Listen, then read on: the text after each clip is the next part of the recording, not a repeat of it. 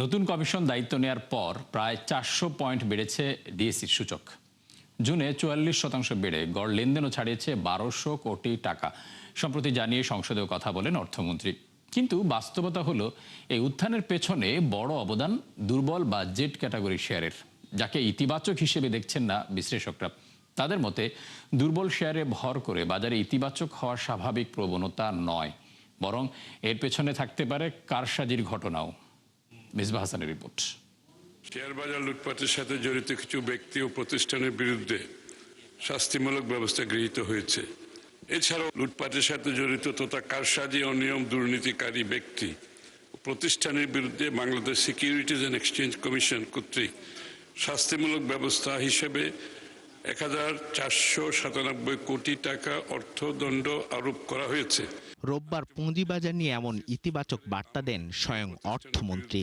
তার মতে রাজনৈতিক হস্তক্ষেপের বাইরে রাখার কারণেই আস্থা বাড়ছে পুঁজিবাজারে।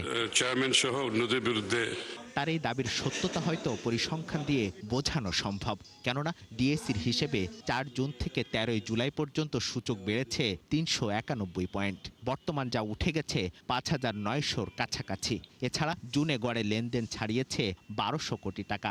অথচ এই সময় বাজারে তালিকাভুক্ত হয়নি নতুন কোনো কোম্পানি, এমনকি ভালো মৌলভিত্তির প্রতিষ্ঠানও ছিল পেছনের দিকে। তাহলে এমন উত্থান কতটা বিশ্বাসযোগ্য? বাজারে কিন্তু এমন কিছু ঘটে নাই। সরকার কোনো পদক্ষেপ নিয়েছে মৌখিক কথাবার্তা ছাড়া, এরকম ঘটে নাই।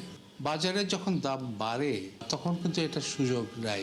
ম্যানিপুলেটর যারা আছে কোনো রকমে টিকে আছে, এইসব কোম্পানির দাম যদি তারা আবার দ্রুতভাবে বাড়তে থাকে তাহলে কিন্তু এটাকে ইতিবাচক দিকভাবে নেওয়া সুযোগ নেই। সবাই জানেন যে আমি নতুন কমিশন দায়িত্ব নেওয়ার পর থেকেই বাজারে শৃঙ্খলা ফিরিয়ে আনতে জোরালো ঘোষণা দিয়েছিলেন চেয়ারম্যান মাসুদ খান।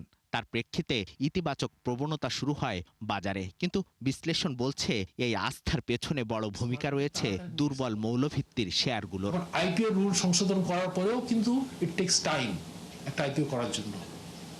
সহজ উপায় কি তাহলে? সহজ উপায় হচ্ছে ডাইরেক্ট লিস্টিং রেগুলেশন। যেমন 6 বছর আগে বন্ধ হওয়া জেড ক্যাটাগরির শেয়ার শ্যামপুর সুগার মিলসের দাম 1 মাসে 71% বেড়ে উঠে যায় 250 টাকার ওপরে। একই সময়ে দীর্ঘদিন বন্ধ থাকা দুলামিয়া কটনের শেয়ারের দাম বেড়েছে প্রায় 44%। অন্যদিকে সাইফ পাওয়ারটেক সবশেষ লভ্যাংশ দেয় 2 বছর আগে, অথচ সেটির দামও বেড়েছে 79%। একই তালিকায় রয়েছে জুট স্পিনার্স, রেনউইক, আমারনেট সহ আরও কয়েকটি দুর্বল কোম্পানি। শুধু তাই নয়, সর্বশেষ কার্যদিবসে দর বাড়া 181টি কোম্পানি, যার মধ্যে 25টি দুর্বল বা জেড ক্যাটাগরির। বিশ্লেষকদের মতে বিনিয়োগকারীরা সতর্ক না হলে আবারও বিপর্যয় নেমে আসতে পারে বাজারে। তো আমার একটি পুঁজিবাজার আছে, পুঁজিবাজারে ম্যানিপুলেশন, পুঁজিবাজারে ম্যানিউভারিং, পুঁজিবাজারের কোনো ধরনের যাদেরকে দেওয়া হয় আমরা দেখেছি তারাই বাজারকে মানাতে পারে না। এবং ক্ষুদ্র বিনিয়োগকারী নির্ভর একটি বাজার প্রাতিষ্ঠানিক বিনিয়োগকারীরা না আসা পর্যন্ত এবং ক্ষুদ্র বিনিয়োগকারীদের টাকা পয়সা নিয়ে যারা যাচ্ছে তাই করে তাদের একটা প্রপার বিচারের ব্যবস্থা না করা পর্যন্ত, এমনকি বড় বড় যারা বাজারে আসতে পারে তাদেরকে জামাই আদর করে তড়িৎ বাজারে আনা না পর্যন্ত বাজার তো ঠিক হবে না। বাজারে তালিকাভুক্ত সহজ করতে এরই মধ্যেই ক্ষমতা বাড়ানো হয়েছে ডিএসইর। মিসবাহ হাসান, 71, ঢাকা।